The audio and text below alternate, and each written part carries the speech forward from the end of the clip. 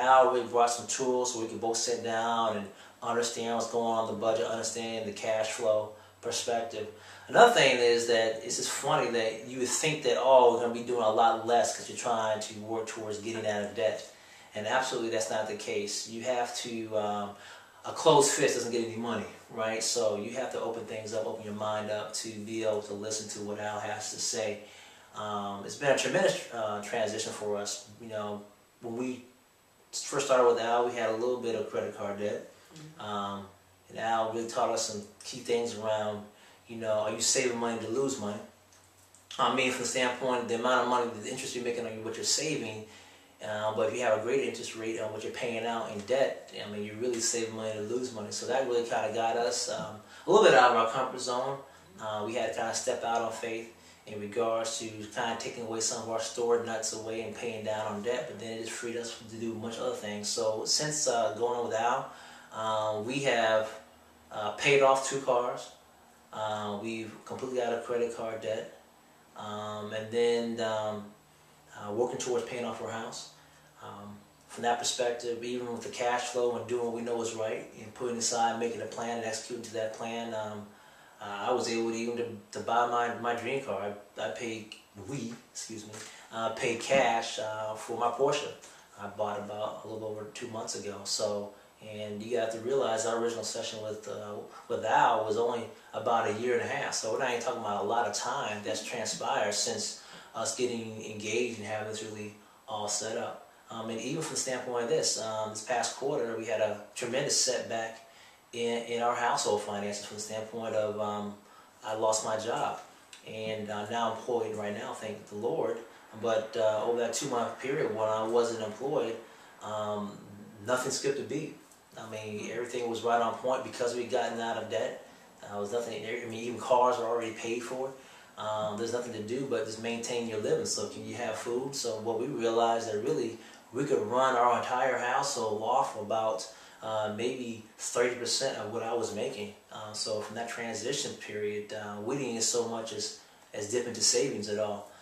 But a lot of that credit goes to the discipline that we had and the rigor, staying to the system, applying it, and not even with more cash flow. We weren't making any more money from that standpoint of revenue, shall we say, for running a business, but we were able to maintain and really do a lot of tremendous things and be a testimony to a lot of people that, hey, this stuff really does work. All you have to do is just sit down and actually have the discipline to. And I think that game time would be a tremendous help for couples that are not on the same page, because as long as you can drop your pride and be honest and say, okay, this is how much I make, this is how much I spend, this is what I'd like, you're able to do wonders. And with game time being your adhesion, let's just say, between the couple's finances, communication becomes much better, because you can tell your partner, hey, I like to do this, my plan was to get this. Okay, let's plan for it. Let's put it in the budget and let's make everyone's money work together to make your dreams come true. Yeah, I think one thing that Al said in our first session is, like, you're not going to do anything less that you're going to do before. That's right. It just comes down to, is it in the budget? That's right. So, and that's it. In fact, we have 2 children ourselves. We have in the budget day fund. So we are actually now having more dates because of game time, because it's already in the budget. We know we're going to spend, we spend about $180 a month on dates between, go out probably about twice a month. I mean, but before we didn't have a budget, so it wasn't even a planned thing for us to go out on date night. So we're actually, through the budget, ironically, are even getting more quality time between the 2 of us, outside of already a lot of quality time that we spend with the family. So I can say nothing but this. Al and game time have been a tremendous blessing to our household and our family. And the beautiful thing about it is, the lessons that we learn, we're able to share with friends and family, and even more so important to us is a legacy that we're leading with our children. Exactly. So they see this working, how it's supposed to be working together, to be able to lead, having each other's back, supporting each other's dreams. Yes. And being a loving couple and not worrying about finances. Yeah. Because quite honestly, we've gone through the ringer and we still coming out smelling like roses.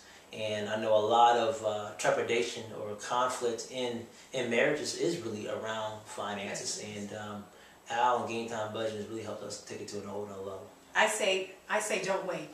Don't wait. Get started now.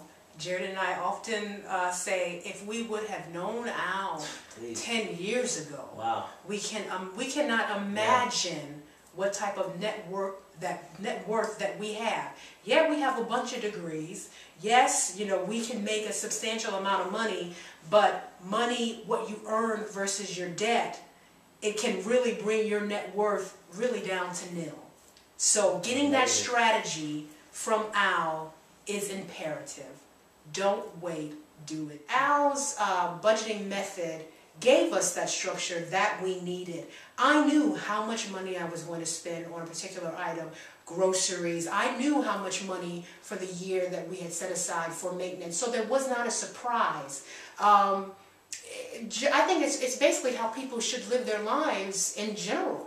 And it has benefited us tremendously because we know what our capabilities are, and we know what to do when, or we know what to do as far as planning. I guess for myself, it's not like we weren't structured before. You know, Ebony and I are both coming from an engineering background, so from the standpoint of structure, we definitely have that in ample amount.